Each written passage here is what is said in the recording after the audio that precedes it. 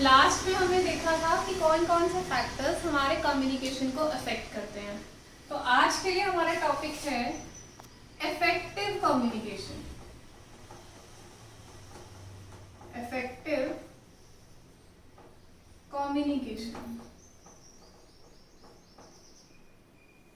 अब कोई भी कम्युनिकेशन इफेक्टिव कैसे हो सकती है, उसके लिए हमारे पास कुछ बेसिक प्रिंसिपल्स हैं जिससे हमारी कम्युनिकेशन को हम इफेक्टिव बोल सकते हैं।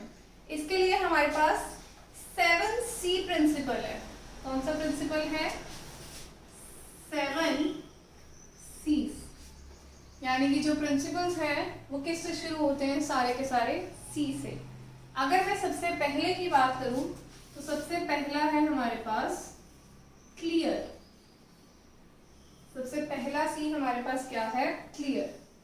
क्लियर क्या हो सकता है कि मैंने अगर अपनी कोई बात पहुंचानी है किसी तक, तो मेरे जो वर्ड्स होंगे वो क्या होने चाहिए? बिल्कुल क्लियर होने चाहिए। मैं अपने अगर मुंह में ही कुछ भी बोली जा रही हूँ दस, तो ये किसी को समझ नहीं आएगा। तो जो मेरे वर्ड्स हैं, जो मैं सबको बोल रही हूँ, वो कैसे होने चाहिए? हमारे बिल्कुल क्लियर वर्ड्स होने चाहिए। तभी हमारी कम्युनिकेशन क्या हो सकती है? इफेक्टिव हो सकती है। अगर मैं अपनी आधी बातें अपने मुंह में ही बोली जा रही हूँ, किसी को कुछ समझ ही नहीं आ रहा, तो उसका कोई फायदा नहीं है, तो वो एक कम्युनिकेशन नहीं होती। तो सबसे पहला सी क्या होता है? Our words should be clear. हमारे वर्ड्स क्या होने चाहिए? बिल्कुल क्लियर। नेक्स्ट सी हमारा क्या कहता है? कंसाइज। कंसाइज क्या बोलते हैं कि हमें कम्युनिकेशन करते हुए कैसे वर्ड्स यूज करने चाहिए? सिंपल वर्ड्स, बिल्कुल साधारण अक्षर यूज करने चाहिए अगर मैं किसी से क्या कर रही हूँ? कम्युनिकेशन, ताकि सामने वाले को आसानी से समझ आ जाए। मान लीजिए मुझे अपना कोई एक्सपीरियंस बताना है कि मैं कहीं घूमने गई थी और वहाँ पे जो आसपास की सराउंडिंग्स थी वो बहुत अच्छी थी। मुझे ये बताना है एक 7th क्लास के बच्चे को। इसकी बजाय मैं उसको ऐसे बता रही हूँ that I went somewhere to the hills and it was picturesque all around. तो ये समझना उसके लिए मुश्किल हो जाएगा क्योंकि मैंने एक वर्ड यूज कर लिया इसमें, पिक्चर्स्क्यू। तो उसको इसका मतलब नहीं पता। एक 7th क्लास का बच्चा इस वर्ड को नहीं समझ पाएगा, तो वो सुनेगा ही नहीं मेरी बात को, या वो सुन के बस ऐसे ही हाँ हाँ हाँ हाँ कर देगा। तो हमारे वर्ड्स क्या होने चाहिए? सिंपल वर्ड्स, ताकि सामने वाला व्यक्ति हमारे वर्ड्स को समझ पाए आसानी से। थर्ड सी हमारा क्या कहता है? कंक्रीट। कंक्रीट क्या बोलता है कि हमें कैसे वर्ड्स यूज करने चाहिए? एग्जैक्ट वर्ड्स और फ्रेजेस। जिस टाइम पे जिस चीज की बात हो रही है हमें वही वर्ड्स यूज करने चाहिए। मान लीजिए कोई टीचर बच्चों को पढ़ा रहा है और उस टाइम पे क्वेश्चन पूछते पूछते बच्चा बोलने लग जाए कि मुझे फुटबॉल बहुत पसंद है। तो एक क्लास के सेशन के टाइम पे फुटबॉल का बीच में आना बिल्कुल गलत है। तो हमें अपने वर्ड्स कैसे यूज करने चाहिए?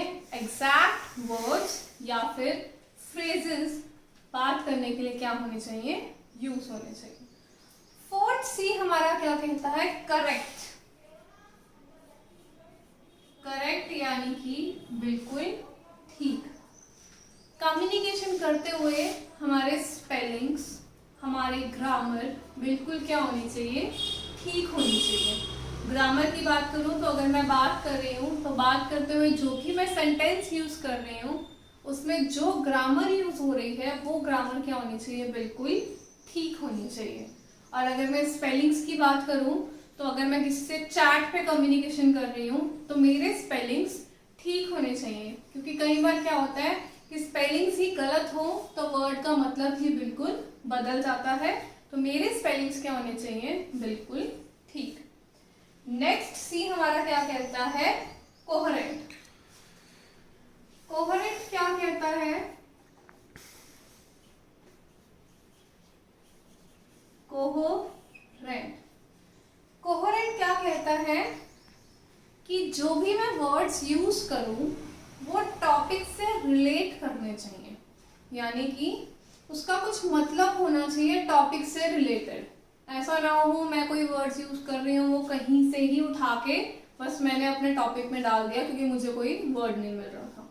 तो कम्युनिकेशन में कोहेरेंट वर्ड क्या कहता है कि जो भी मैं वर्ड का इस्तेमाल कर रही हूँ वो क्या होने चाहिए, मेरे टॉपिक से रिलेट होने चाहिए, मेरे टॉपिक से मिलने चाहिए, तभी वो कम्युनिकेशन क्या होगी हमारी इफेक्टिव कम्युनिकेशन। 6th C क्या कहता है, कंप्लीट, मतलब कि पूरा। हमारे मैसेज में पूरी इंफॉर्मेशन होनी चाहिए क्योंकि आधी इंफॉर्मेशन का कोई भी मतलब नहीं होता। मान लीजिए कि एक टीचर बच्चों को बोलता है कि तुम सबको अपना काम चेक करवाना है, अपना काम चेक करवाना है। ये इंफॉर्मेशन तो वो ही चेक करवाना है, बट कब करवाना है ये तो बताया ही नहीं। अगर यही नहीं बताया कि अपना काम कब चेक करवाना है तो इंफॉर्मेशन क्या होगी, आधी हो गई। सिर्फ ये बोला गया कि तुम सबको अपना काम चेक करवाना है, पर काम कब चेक करवाना है ये इंफॉर्मेशन नहीं दी गई, तो वो इंफॉर्मेशन क्या रहेगी, अधूरी।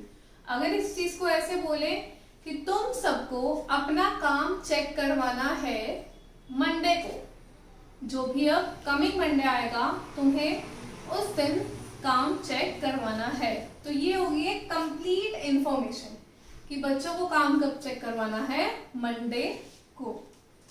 और लास्ट सी हमारा क्या कहता है, कर्टियस। कर्टियस क्या होता है कि हम कभी भी जब किसी से बात करते हैं तो हमें एक तो फ्रेंडली होना चाहिए, रिस्पेक्टफुल होना चाहिए और ऑनेस्ट होना चाहिए।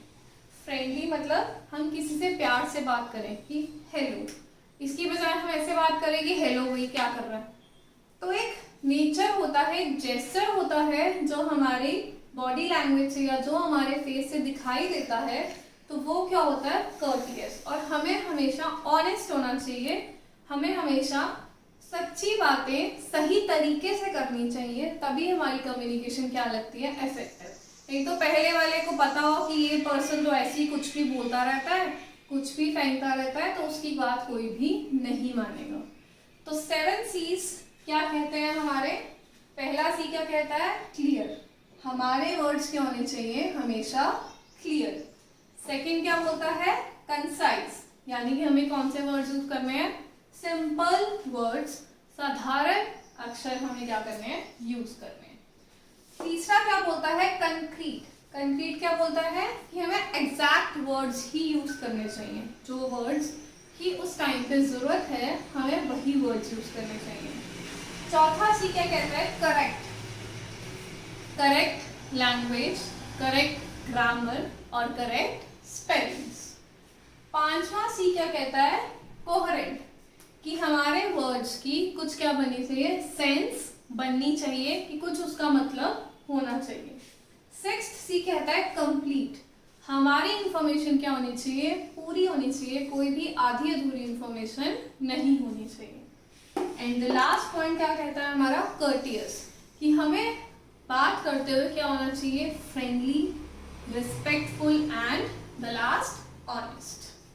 तो आई होप कि सबको ये 7 C's अच्छे से क्लियर हो गए होंगे। Thank you.